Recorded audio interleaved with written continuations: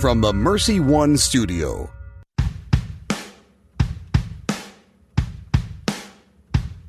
Welcome, folks, to The Uncommon Good with Bo Bonner and Dr. Bud Marr. Every week, diving deep into the truth of Catholic social teaching and restoring all things in Christ. The Uncommon Good is on the air. I'm Bo Bonner. And I'm Dr. Bud Marr. We are coming to you live from these United States of America. I'm stationed over here in Des Moines, Iowa, where I'm the Director of Mission and Ministry at Mercy College of Health Sciences, also the Director of the Zeta Institute. You can check us out at mchs.edu. Bud, for the time being, tell people what you're up to and what you will soon be up to. I'm out here at the National Institute for Newman Studies in Pittsburgh. You can find out about our work at newmanstudies.org. Starting November 2nd, I'll be the academic dean at Mercy College of Health Sciences there in Des Moines, who, of course, helps underwrite our show. Yeah, but I want to give a shout out. If people are interested, they really should go over and check out what you've been doing at NINS this last few weeks. I think they got a couple weeks left, but this is, of course, the 1 year. I don't know if today is, right? It's this week is the 1 year anniversary of Newman officially being canonized in celebration. You guys, you're teaching a class for one last big hurrah out there at NINS. So if people wanted to go do that, where could they go find that at? If you go to that newmanstudies.org, there will be a tab on the top right of the page that says events. You just click on that and it will pull up all of the information about the course, including the Zoom link you need to plug in. And Bo, since you opened the door for me, on Thursday, my new book is being released, Seeking God with St. John Henry Newman. And I know I can be kind of an egghead, but I really wrote this one, hopefully for Catholics in the pews. So if you're looking to grow closer to God, but learning about the life and theology of Newman, I think that's a good place to begin. So it's published by Our Sunday Visitor, and it's called Seeking God with St. John Henry Newman. My favorite thing about 2020 is really the year of Bud, but it's also a big pandemic. So you win some and lose some when you're Bud Marr over there. Maybe there's a correlation, but we'll think about that for another show. That's right. And I should point out to everyone, I don't have a book. I have scribbled some stuff on a napkin, and for the right price, I'll sign it and send it to you. But you should really actually check out Bud's book. It's much more organized than Bo's napkin thoughts. He's being humble, folks. Google Bo Bonner Church Life Journal. You'll find a good piece out there. That's right. But those two were probably started off on napkins. Well, at any rate, speaking of something that had humble beginnings that became something much bigger, Mercy College of Health Sciences underwrites our show, mchs.edu. We'd love for you to be able to go look at the website, not only if you're interested. Of course, we'd love students to go check that out because they underwrite our show, but also just to go see the history and the legacy of the Sisters of Mercy and all that they've done for healthcare throughout the world, of course, but particularly in central Iowa. That sort of is in agreement with what we're talking about on the show today. We're going to be talking about medical ethics, bioethics, the Catholic approach, but mchs.edu to go learn more about what Mercy has done for being merciful in the field of healthcare here in central Iowa. Yeah, Bo, this is what we call in the biz synergy. Because you and I have taught bioethics at Mercy, and I'm doing that this fall right now. And so we've discussed these issues with up-and-coming students who are entering the medical field. But today, get the chance to have, a real expert who practices these things and has thought through, like you said, what Catholics, what our country is facing when it comes to medical ethics. So I think some real gems here today. Yep, we get to talk with Kristin Collier, who's my new friend that I met at a Notre Dame ethics conference last year, 2019, which of course seems like 15 years ago, who's a doctor, the type of doctor that can save you, not just talk to you as you die, but like we always like to point that out, an MD, assistant professor of medicine at Michigan Medical and director of the University of Michigan Medical School program on health, spirituality, and religion. So we're looking forward to talk to her, like you said, exactly about how we start to imagine if we're saying that the Catholic world has a vision of medicine, of health, and that we think it's a complete vision. Certainly 2020 gives us a a lot to chew on when it comes to our claims versus rival claims. And one of the chief rival philosophical understandings of how to understand medicine is utilitarianism. And it's not just, the sort of thing you randomly read in a book about Mill when you're doing ethics class. This is something that is still dominant and people still talk about today. And so it's good to get to have someone who sees those ramifications on the ground talk about that, so that we can make it, again, the whole goal we have to make it incarnate, to make it real, and think through these things together. We've been kind of pressing this the past few months, Bo, but 2020 has really forced some of these issues to the fore. And I know when folks hear the phrase bioethics or medical ethics, a lot of times we think about these discrete problems, like if you can replicate life in a beaker, or sort of the kind of questions that you'll see in science fiction films. What the show called the uncommon good, where we're constantly circling back to the question of the common good, we've really tried to press that health and medical care, they can't be individualized. It's a concern that affects all of us, and we can only attain the good as a community, not simply as individuals. So I'm really looking forward to the conversation today. Absolutely. And, we hope that timeliness, we try not to, I don't think Bud and I are ever breaking news unless it's, funny football news about Pittsburgh or something. But timeliness this year brings, like you said, brings to the fore, reveals things that are just necessary to talk about. And so it's very providential to get to have Kristin on and get to discern these things and talk about them together. So we're going to be doing that soon. This is The Uncommon Good. Bo Bonner and Dr. Bud Marr. Stick around. We'll be back right after this. Uh-oh. There we go. There's the eagle. If you want to comment, ask questions, leave any advice, you can do so through the Zip Whip line. Uh-oh. It's broken too. 515-223-1150, 515-223-1150, the Zip Whip line. There we go. Hashtag UCG for the uncommon good. Like we said, we love to hear comments from folks. Send it in there, and we'll be able to either hear it from the office, or we can respond to it later. The Zip Whip line, 515-223-1150, 515-223-1150. Your way to connect with the show, talk with people on air, or let Iowa Catholic Radio in general know what your thoughts, feelings, dreams even are going on right now. This is The Uncommon Good, and we'll be back right after this. Catholics age 65 and older are choosing Medicare Supplement health insurance from Catholic United Financial for the expenses Medicare doesn't cover. It allows you to see any doctor that accepts Medicare and covers you when you're traveling out of network. Express and honor your faith with Catholic United Financial. Over 140 years of people helping people. Hi, this is Kevin Williams, your local Catholic United specialist, and I'm here to help you. Please call me at 224-764-2997. Not connected with or endorsed by the U.S. government or its Medicare program. Hello, this is Bishop William Joensen, joining with all the faithful of the Des Moines Diocese, congratulating St. Francis of Assisi Catholic School in West Des Moines. It's one of 6 schools named a National Blue Ribbon School this year in the state of Iowa. The elementary school was nominated for exemplary high performance. This Blue Ribbon program recognizes public and private schools with academic excellence and their progress in closing achievement gaps among student subgroups. Since 2001, there have been 5 diocesan schools named Blue Ribbon schools. Congratulations, St. Francis of Assisi.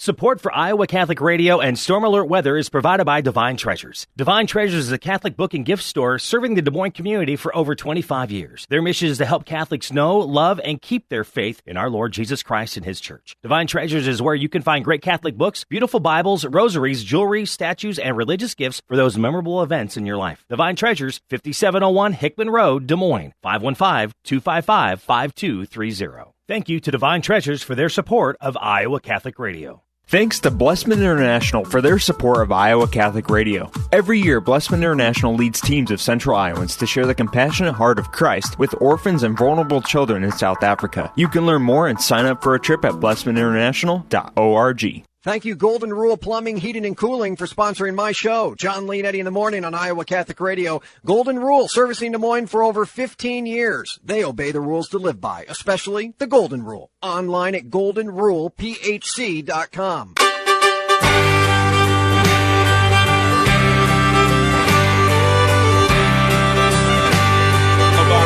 Budmarr joining me today. Thank you for taking your time to join us on the show and listen as we talk about the common good with my buddy Bud Marr, but also our wonderful guests that we have on the show. And today we have a great guest, Kristin Collier, MD, as we joke around, the doctors that can help you, not just make your life more difficult like professors, but she is also a professor, assistant professor of medicine at University of Michigan Medicine. She's also the director of the University of Michigan Medical School program on health, spirituality, and religion. Kristin, thank you for coming on the show.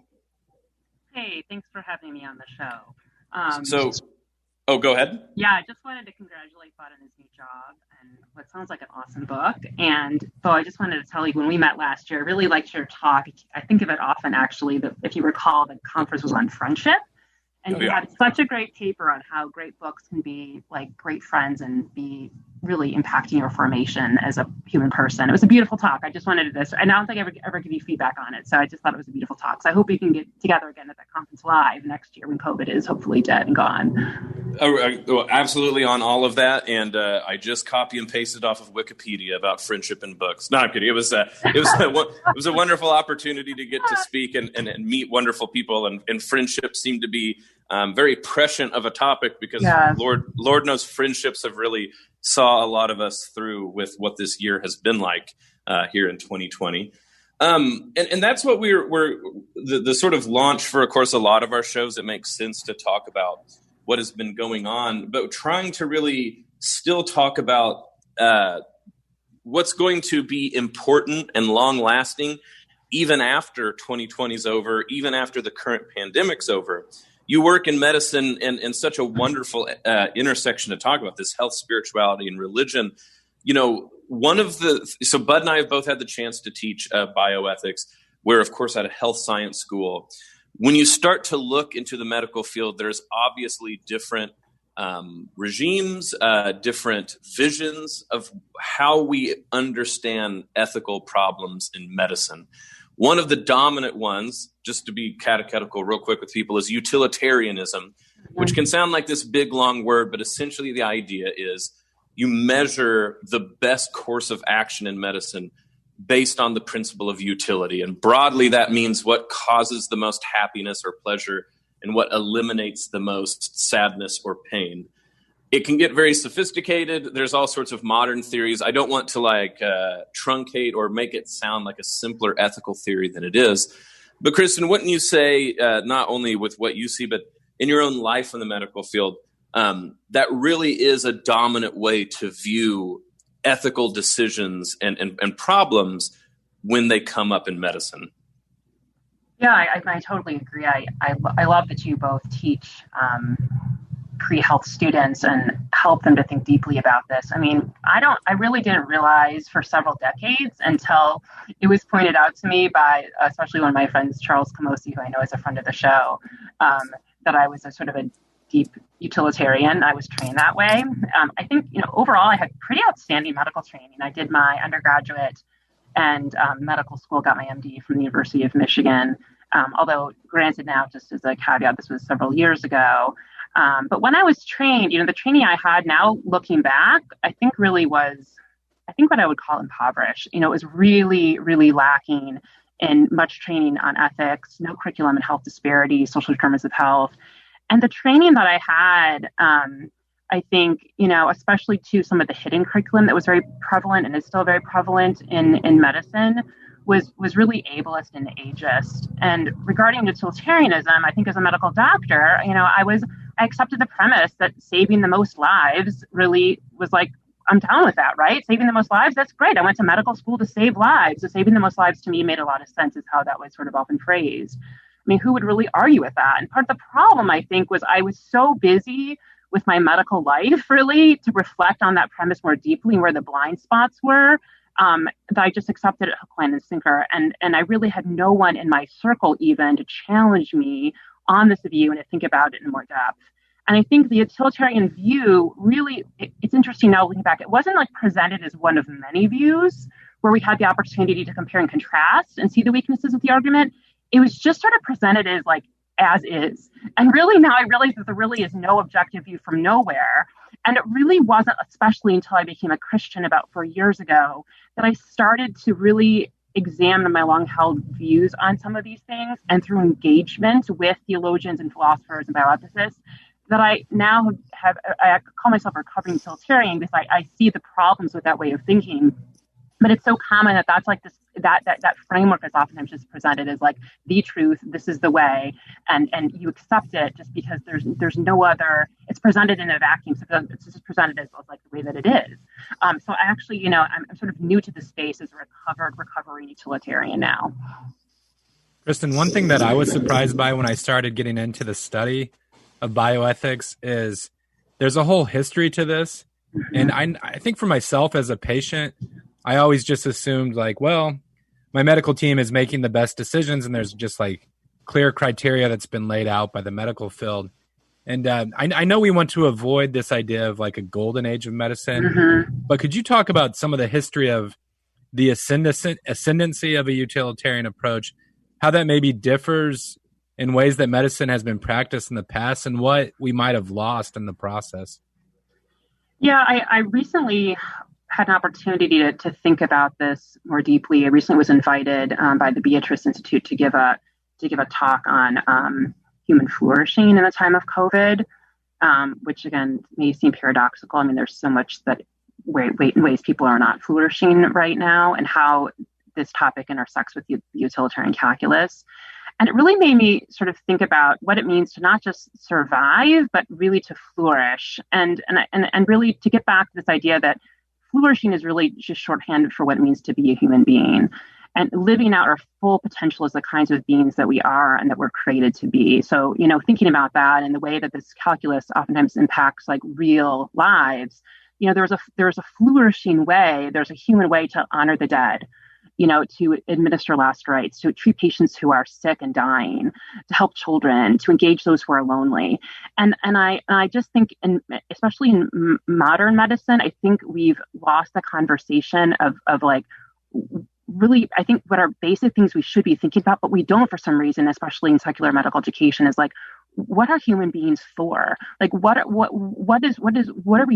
really doing in medicine? And what are we trying to do? Like, when I talk to students, I oftentimes say, like, what is your philosophy of medicine? And for my Christian students, I'll say, what is your theology of medicine? Like, what are we even doing? And I think, this rise of the utilitarian calculus, especially, really, I think one of the proponents of, and I don't want to pick on him because he's done so much good, but I just think he's a great example of the utilitarian calculus and sort of the rise of this, especially in academic medicine, would be Zeke Emanuel. So for those of you who aren't familiar with him, Zeke Emanuel is a professor of medicine and bioethicist at Penn. He was one of the architects of the Affordable Care Act. And he's a pretty prominent medical utilitarian. Some of your readers may be familiar with a piece that he wrote in 2014 in The Atlantic, and it was titled, like, Why I Hope to Die at 75.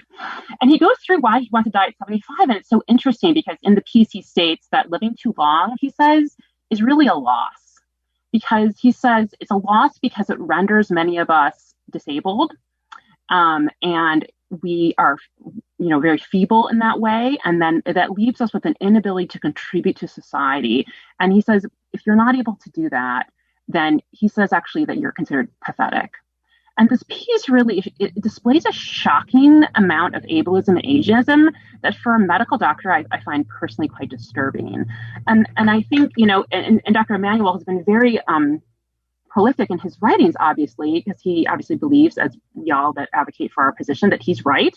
And a lot of his pieces, because of his platform, promote a utilitarian viewpoint that has real implications for the way that I've seen medicine sort of being practiced, especially over these past few months with regards to our visitor policy, with regards to position statements about how we would allocate resources if we needed to ration them, and also to think about actually how we're going to maybe distribute, God willing, like a vaccine across the globe.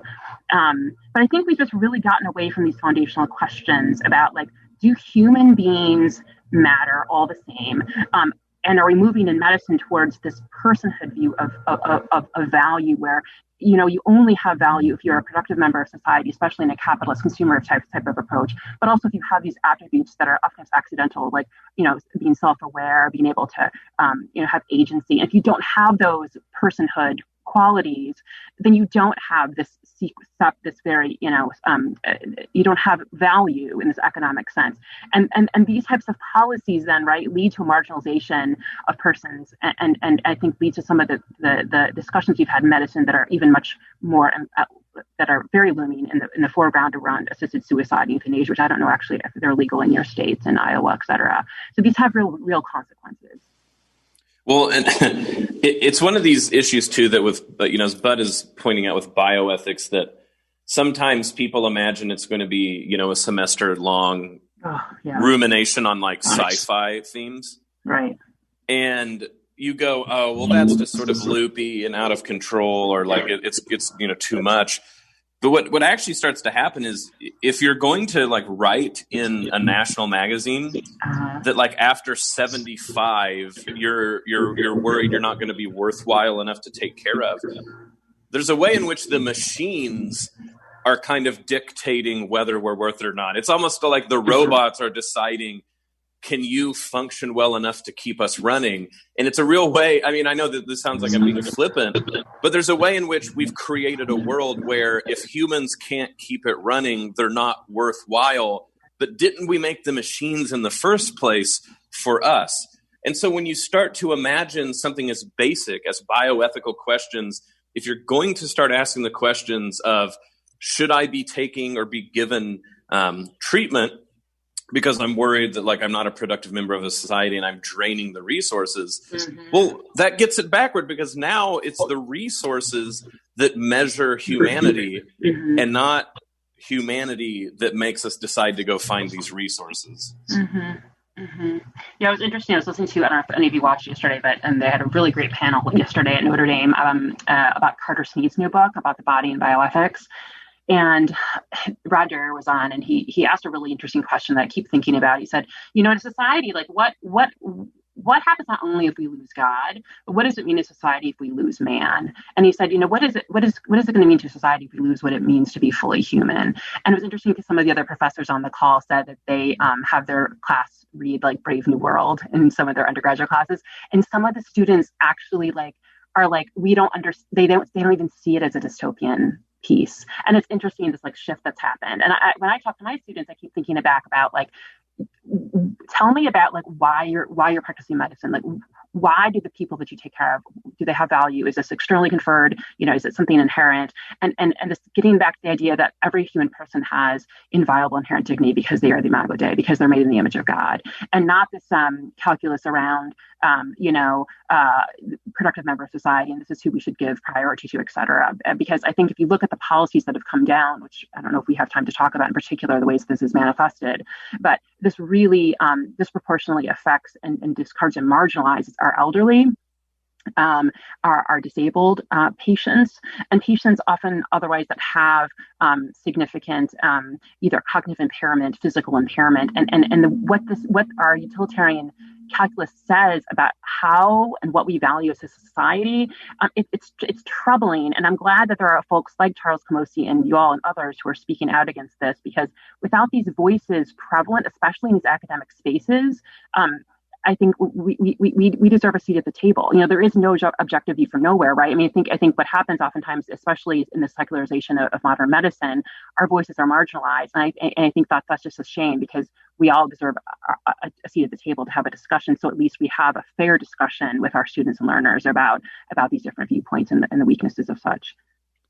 Kristin, when I was teaching medical ethics at Mercy, one obstacle that we tended to run into was, how do I summarize this? This is purely anecdotal, but I found that students seemed on the whole more open to being challenged on pro-life questions when it came to the beginning of life. But many saw euthanasia or physician-assisted suicide as compassionate. And part of it seemed to be around the idea of suffering, that if you were going to suffer with no chance of survival, you're a terminal patient who's suffering, it was difficult for students to make sense of why that would be significant or meaningful or something that you would pass through. Mm-hmm. And I'm posing this question with about 5 minutes before the break, but do you have any thoughts? I guess I'm curious from you about your perspective, because you mentioned that you converted to Christianity, and I'm curious to hear how you thought about suffering maybe before that conversion and how you think about it now. It seems tough to get to the question once folks are already practicing medicine. And so I thought it was important to try to raise that in the classroom before they were out in the field. Yeah, that's such an important topic. I think the presence of suffering, I think I was raised as, like, I would say, a secular humanist. And I think the biggest issue that I saw in medical training, I've seen things that I wish I've never seen, to be honest with you. And I wasn't really prepared to see it. I trained at an academic center where our mortality in RIC was like 20%. People were dying left and right of things that you saw horrible things, And it was the presence of suffering, really. It was like the theodicy of, like, God's, all powerful and God is good and suffering occurs, that I just was like, gosh, if there really is a God, and I've seen such terrible suffering, that was my biggest barrier, actually, to, like, being a faith-based person. And by a miracle, really, I have accepted Christ and I'm a Christian person, and I used to be like an anti-theist, but suffering is something I've thought a lot about, especially as a medical person and a physician who, I'm dying. And I think, especially with physician-assisted suicide and thinking about the elderly and why maybe your students have had trouble in that at the end of life, I think, and these are just my random thoughts, but some ideas that I've had. I think one is that, just to sort of think about the data that we have around people who ask for MAID or medical aid in dying, et cetera, if you look at the top 5 reasons, I think it is, when they've done some of this research out on the West Coast of, like, why people ask for medical aid in dying, like physical suffering isn't, like, even in the top 5. It's actually more like, I'm afraid to be a burden on my family, more of these existential types of sort of suffering, just suffering. That's not like the physical. I think people think this physical pain and unremitting physical suffering is the reason people ask. It's more like these existential questions of, like, I don't want to be a burden, that kind of thing. I've lost my capacity to do what I like, that kind of thing. And I think, it's interesting that, again, this narrative around, like, dignity in dying, like the physician-assisted suicide and the pro-euthanasia groups have like co-opted, like, the word dignity in this conversation, which I find to be very interesting. And also, I feel like there's less love for the elderly oftentimes, I think, than there are for babies. For many reasons. I think it's because we have separated the elderly from our daily lives. Like, we put our elderly in, which I understand that these are tough choices, but oftentimes they're in these institutions and systems. They're not being cared for at home just because we don't have a structure that supports that. So we're distanced from them. So when you're distanced from a group, you tend to other them and not actually love them because you're not in connection with them. And because of the fragmentation of the family in particular and people not living with each other, I think that's part of the problem. And also in medicine in particular, I think we've lost, and maybe in a culture at large, we've lost any narrative around redemptive suffering. And I think that conversation, of course, you have to have, I think, a theological religious literacy to even understand what you're talking about. And that's such a complex issue. But even this concept of redemptive suffering, there's no narrative around that. So I think those are some of the reasons that I think maybe your students and other students have been less likely to maybe get on board with being against euthanasia, and maybe more apt to talk about some of the pro-life issues around the prenatal child. Well, I know we're close to break, but what Kristin was talking about there, it brought to mind when we were co-teaching, and there was the case study about withdrawing medical care or, last wills. And remember, one of the cases that was presented in that textbook was, what if a man in his late 60s was unable to keep golfing? And that was sort of like a line in the sand or whatnot. Right. And I know it was something students were supposed to wrestle with, but it was kind of bracing for me to see that in the text. Oh my gosh. Especially since I've seen your golf game, bud, and I mean, I'm already at that stage. That's what I'm worried about. Yeah, I mean, like, that's like if Bo can't rain down 3-pointers like he used to, and I can't because so. This is all compelling radio. This is stuff you all who are listening want to make sure to stick around. We're going to go to break, and when we get back, dive even deeper into this extremely important topic. Kristin, it's been very telling and very helpful so far. We're going to go to break. When we get back, more to come. This is The Uncommon Good. Bo Bonner and Dr. Bud Marr. Stick around. We'll be back right after this.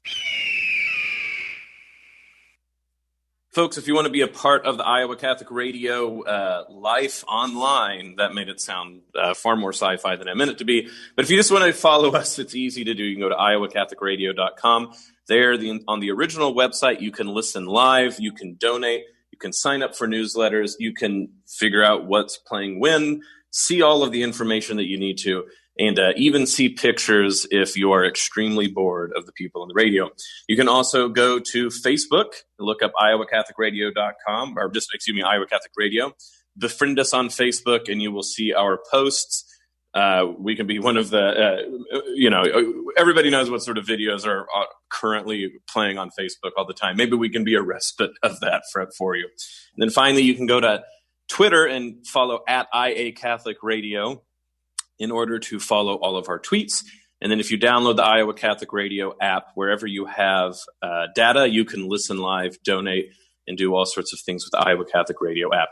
This is The Uncommon Good, and we'll be back right after this. Support for Iowa Catholic Radio and Storm Alert Weather is provided by Divine Treasures. Divine Treasures is a Catholic book and gift store serving the Des Moines community for over 25 years. Their mission is to help Catholics know, love, and keep their faith in our Lord Jesus Christ and His Church. Divine Treasures is where you can find great Catholic books, beautiful Bibles, rosaries, jewelry, statues, and religious gifts for those memorable events in your life. Divine Treasures, 5701 Hickman Road, Des Moines, 515-255-5230. Thank you to Divine Treasures for their support of Iowa Catholic Radio. Support for Iowa Catholic Radio and Christ is the Answer with Father John Riccardo is provided by Confluence Brewing Company, a local brewery featuring seasonal and limited release beers located off the bike trail south of Grays Lake and online at confluencebrewery.com. Confluence Brewing Company has growlers to go, apparel, and other gifts for family and friends. Confluence Brewing Company is available for curbside service and would like to thank you for your support. Thank you, Confluence Brewing Company, for your support of Iowa Catholic Radio. Support for Iowa Catholic Radio and John Leonetti in the morning is provided by Five Sons Naturescapes. Five Sons Naturescapes is a Catholic veteran-owned family company providing premium outdoor landscaping, clean up and restore outdoor living space with retaining walls, privacy fencing, pergolas, paver sidewalks, and patios. Issues with soil settling and water around the foundation and yard? Five Sons Naturescapes can grade and install drainage tile to help. Five Sons Naturescapes online at fivesonsnaturescapes.com. Here's your forecast on Iowa Catholic Radio. A warm front will cross our area today, followed by a cold front tomorrow, so temperatures will be cooling off. Mid-70s on our afternoon high, partly cloudy and breezy. A few clouds overnight, gusty and low 40s, then quite a bit cooler tomorrow, mid-50s, sunny and a little bit breezy. The weather is brought to you by Divine Treasures, a Catholic book and gift store serving the Des Moines community for over 25 years. I'm meteorologist Steve Hamilton on Iowa Catholic Radio. We're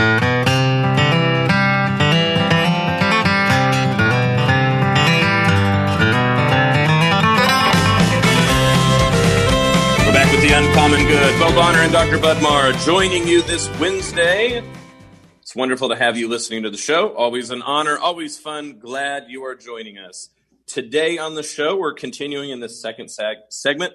Our guest, Kristin Collier, MD, Assistant Professor of Medicine at University of Michigan Medicine, Director of the University of Michigan Medical School Program on Health, Spirituality, and Religion. Kristin, thank you for coming on the show. Thanks for having me. This is super fun.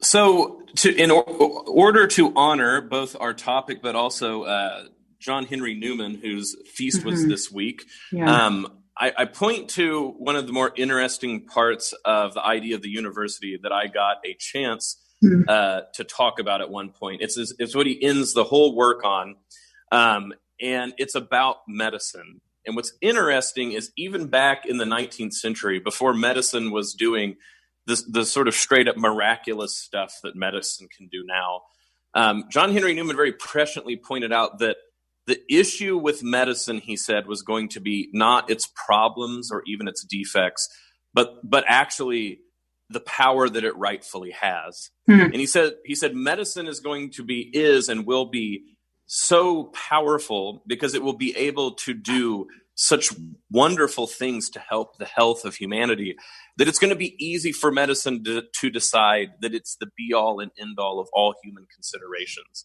And what's crazy is John Henry Newman was saying that 100 years or more than 100 years ago, before, I mean, you know, surgery wasn't really that much of a thing, right? You know, the sort of medical regimes that we have, medicine, the sort of routine things that we all, you know, stare in the face of a pandemic and actually think that we should have a solution to it, quote unquote, within a year.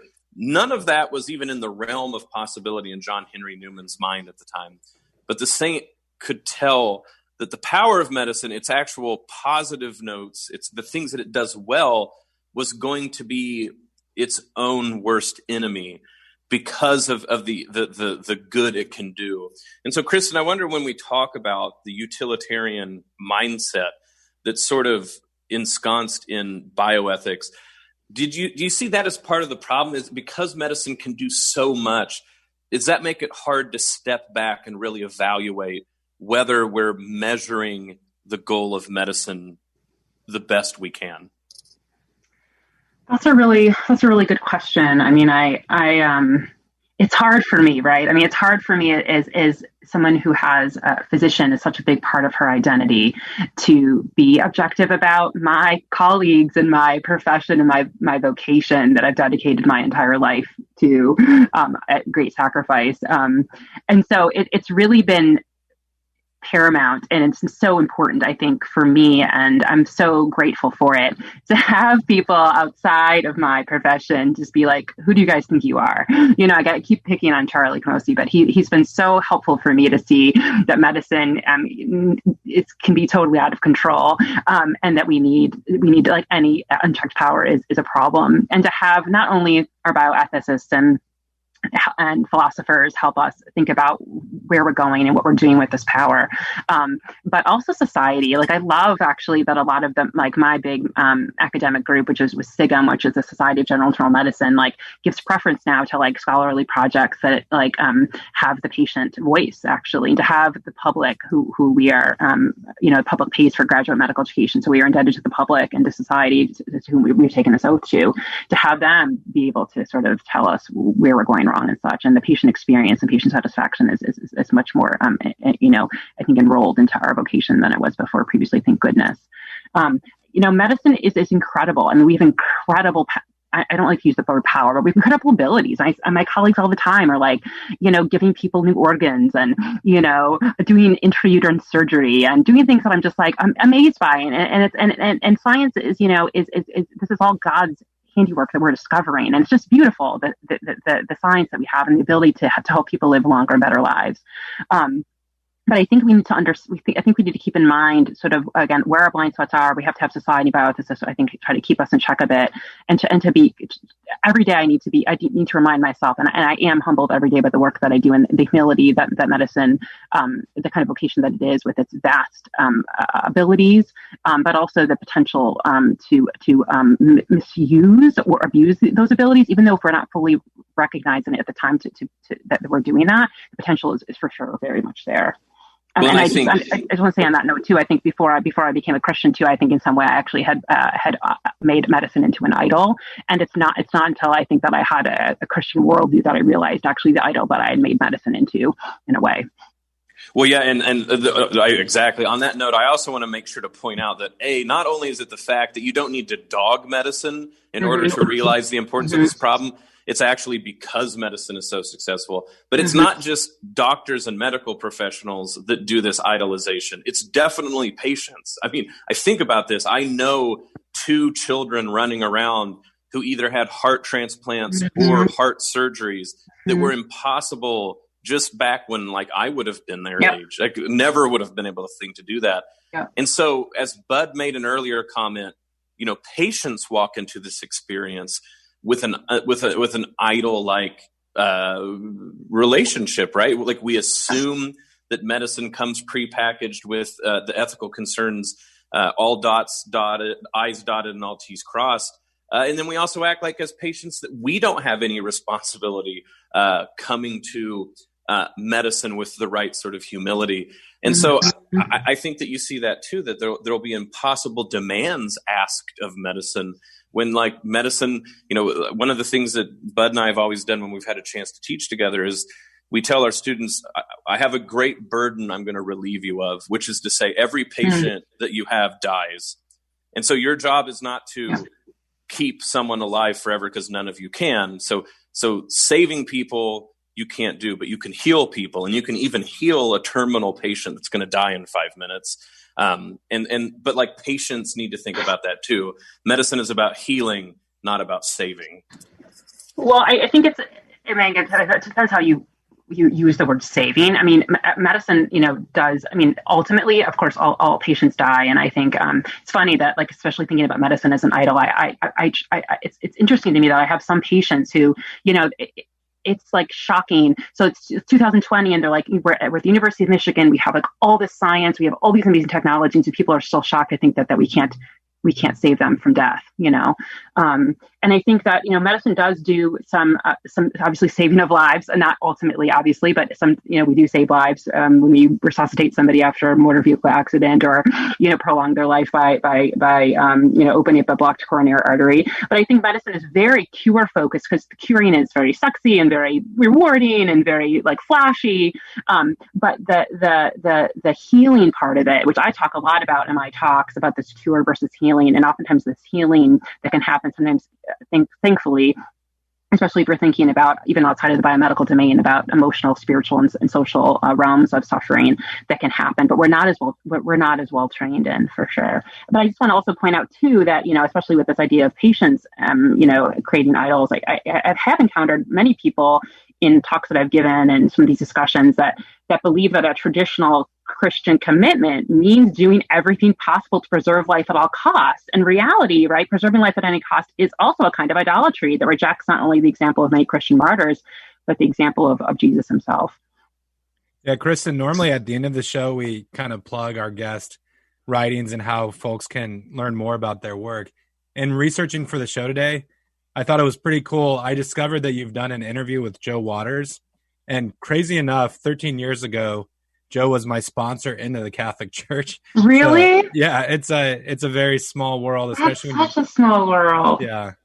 Oh my gosh. Yeah, that was amazing to see, folks. If you want to check out that interview, it's 5 questions with Kristin Collier, and Joe's website is capitasocial.org. But in that conversation, Kristin, you get to a really interesting point.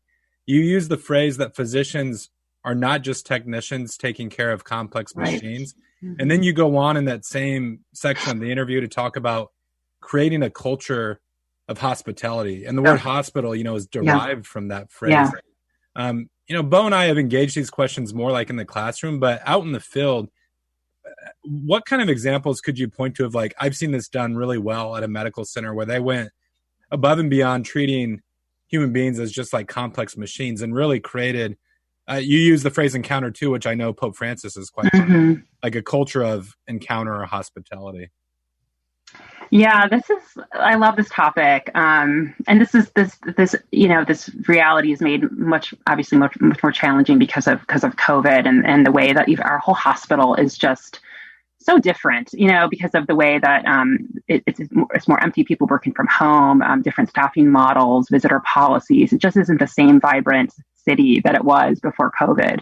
But right, if you think of the word hospital, like the root of that word is like hospitality, and I think of how do we create a culture of encounter. I know that's Francis's term, but I love that, right? How do we create a culture of encounter in the healthcare system? And because that really is the antidote, right, to the throwaway culture. And we've alluded to that the throwaway culture, it was what happens when we don't encounter because of marginalization and separation of certain communities, like the elderly and the prenatal child. Exactly. So how do we create that in our clinics and in the classroom with our learners? And what does it mean? I talk with my students sometimes about what does it mean to really radically love your patients? Because I'm a primary care doctor. And so I've been taking care of the same patients since I picked them up as an intern. So I've been having some of my patients for like 2 decades. And it's so great because I have this ability to have this relationship with them. And it's really a privilege to be able to, guide them through chronic diseases and through difficult decisions. And it's one of these things that medicine is such an embodied practice. So even like, I'm thankful for it, but like there's been some push for telemedicine, which I think, is many of your listeners know, is virtual visits and phone visits, which I think it makes sense for some visits, especially for some subspecialty visits. But for what I do in primary care, this is an embodied practice. And I think, again, having the way that you can have a sense of encounter is obviously, like, with my patients, the way that I see it is it's been so helpful for me, especially as a newer Christian, is seeing my patients made in the image of God. And that space, that doctor-patient space, is sacred space. And my job infinitely matters because of like the work that we do with the image bearers, and the sense that you love the patients obviously comes through by the work you do for them, the way that you advocate for them to help them through the healthcare system, the way that you attend to all aspects of their suffering as best you can, or give them the help that they need. Because I think we know our patients suffer in ways that exceed the biomedical domains, and we don't do a great job of asking about other ways of suffering because we don't know what to do with the answer, because we aren't engaged with our community faith leaders, and we haven't asked where people derive sources of meaning, and we aren't connected with our hospital chaplains as much. So I've been able to thankfully break out of my silo of just like MDs, and to really start to use my interprofessional teams, and to recognize that my patients have needs that are not just biomedical, or like the tubes and the pipes. They're not just machines, right? They're the image bearers, and this is a much bigger vocation even than I thought it was. And I thought pretty highly of a vocation when I became a doctor at 26, and now at 45, I'm like, wow, I'm just beginning to understand the depth of what it means actually to be a physician. Well, I just think this is a beautiful way to actually come back around and really tie together what we've been talking about in the show, because the question starts to ask, what do we do that we get ourselves into a corner to start calculating in a utilitarian way? Like what practices do we do where it starts to seem that the best way to make these decisions even involves the word like calculus? Oh. And what I think people might misunderstand, right, is medicine is still full of absolutely difficult decisions to make. Yeah. And even if you're not going to be a utilitarian, you are, the ethics boards of Catholic hospitals, the most faithful ones, the Christian hospitals, all of them, the ones that care very much about all we're talking about, will still find themselves making decisions that they won't be happy they had to make, because there's so much prudence and difficulty in the unknown, all these things. But the point, right, is not to say that we can eliminate difficult decisions. Right. But like you said, if we have long established stories with these people, these patients, that they bear the image of God, now when we make these decisions, as difficult as they might be, we're making decisions about the story of a life instead of a calculation. And that might seem like, in the end of the day, when we look at the stats, someone might go, but what was the difference, right? The person still died. The decision was still made. But actually, isn't that the whole point, right? The human point is, if we can face those difficult decisions and we made it a story of a life rather than a calculation about a number, we've achieved no small thing. That's really well said. And I think one way that we've been talking a lot about this calculation recently, and what it means that there's no narrative and there's no story and there's no humanity at all in the calculation, are like the qualities, which I know we don't have a ton of time to get into, but for your listeners, like the qualities are the quality adjusted life year. And it's oftentimes the way utilitarians it's a sort of generic measure of disease burden, where you basically, used in like economic evaluation to assess the value usually of like a medical intervention. And so one quality equates to 1 year in perfect health. And so a quality ranges from 1, which is perfect health, to 0, which is dead. And so they use these qualities and these assessments to sort of inform decisions. And like, it's just shocking that these are still used, So basically, if you use qualities, like there's nothing about any like humanity in that decision at all. And if you think about quality, basically, then a year of non-disabled life is worth more than a year of disabled life, right? And so, if you think about that, then these sort of sheer numbers that come from it, I think you think about what happened with Michael Hickson, right? The 46-year-old Black man in Texas whose doctor said he didn't really have a quality of life because he wasn't a walking and talking person, and where decisions were made that many people say led to his death. So, I mean, right, a lot of these, I like your point so much, in that there are so many difficult decisions in medicine, and I don't want to oversimplify sort of this topic, but I think we need to resist, practices and calculations that I think dehumanize and that I think take away from our vocational responsibility to take care of the image bearers and try to resist practices that I think oftentimes leave our disabled citizens and our elderly out in the cold. Really. Well, and I mean, not to be flippant, but this is Moneyball, right? Like, so when we do this with sports, people are like, "Wow, you're ruining the sport," right? Like, so what if you can figure out whether we should get rid of the pitcher or not? Like, there's a story. He's a man. This is a team. If that's just baseball. Now we're talking about human life and the outcomes of health. And if you're going to Moneyball human life, it has to be obvious that we're going to miss something. And now I guess I'm just complaining out loud with the last 2 minutes. No, but I mean, I think that's a good point. I mean, I think if you look at some of the proposals, honestly, that people have, like the WHO, Vanderbilt, et cetera, that have put forth around vaccine allocation, it's really shocking, actually. So, like, Zeke Emanuel actually, his team has come up with a model called the fair priority model, and they think that that you should get vaccine if you are, they say that it should be taken into account sort of the greatest number of life years saved. And Vanderbilt also talks about actually allocating vaccines to countries who have actually put more money into R&D. Wow. And Zeke Emanuel talks about actually the vaccine in his fair priority model could be used to prevent economic damage. So it makes it sound like in those models, right? If you're going to prevent economic damage, and maybe it's like, you want to give the vaccines to like the younger people who are out in the workforce and they have to get back to work and that kind of thing.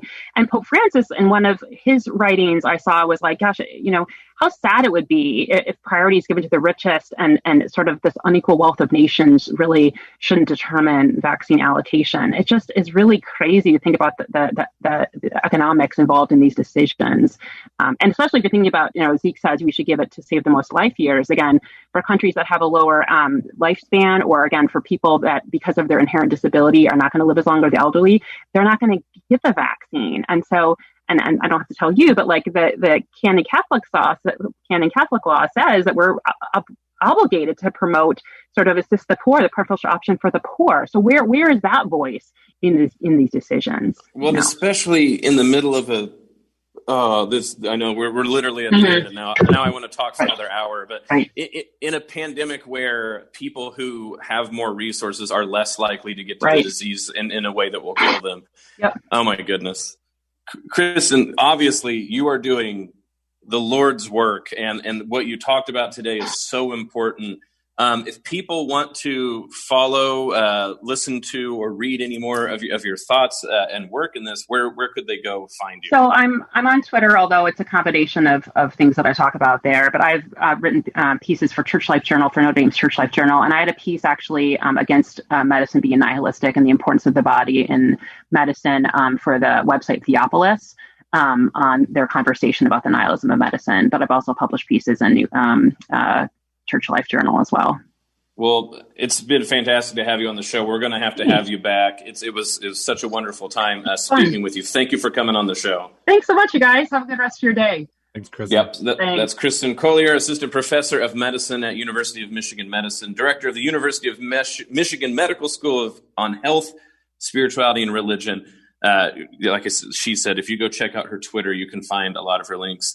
This is The Uncommon Good. May Jesus Christ, the Prince of Peace, reign in our hearts, in our families, in our city, our state, our nation, the world, solar system, galaxy, parallel universes, if you're trusting CERN, the whole kit and caboodle. This is The Uncommon Good, and we'll be back next week.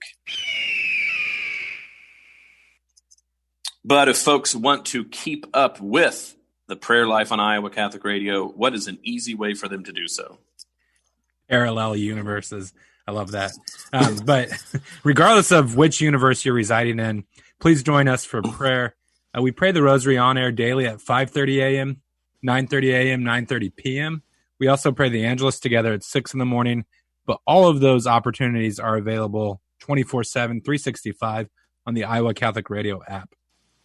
And folks, whatever universe that people can listen to Iowa Catholic Radio, I want all of those universes to know that this is not just the operation of people that you hear on air. Of course, it's not even the people behind the boards like Jimmy and Deacon Tony or the people running the offices. It's a mission and a ministry that all of us do together. Our listeners not only sustain us by listening, but very much so your prayers keep us going. They hone in our ability to speak in a prudential and providential way about what people need to hear when they're listening on the radio. And then also, of course, your material donations make it possible that we stay on the air, especially during COVID-19 pandemic. Many nonprofits have had difficulties. We want to say thank you to all the people who've supported us. Carathon just wrapped up a few weeks ago, and you guys have supported us so well. We're happy and lucky and honored to be a part, to be the sort of forward-facing part of this ministry, but it really is our ministry. So if you can sustain us with your prayers, if you can sustain us not monetarily, we not only to keep doing what we're doing, but to look forward into the future of all the ways that we can reach out and be the gospel, the message of Christ for people 24/7 on the airwaves, able to reach people at other times as well. Because of our podcast, you can listen to our local shows on podcast as well. Bud, wonderful show. And like I said, the time's clicking down where you'll get to be in studio with us. I've created one of those chains out of paper where you snap one off each day and then watch the change diminish until you get closer to the big day. Was that like a Nebraska VBS thing that you learned? Anyway, you can tell us when you hear it. This is The Uncommon Good. We'll talk to you folks next week. The Uncommon Good with Bo Bonner and Dr. Bud Marr is heard every week on wonderful Catholic stations like this one and anytime on podcast. Just search for The Uncommon Good.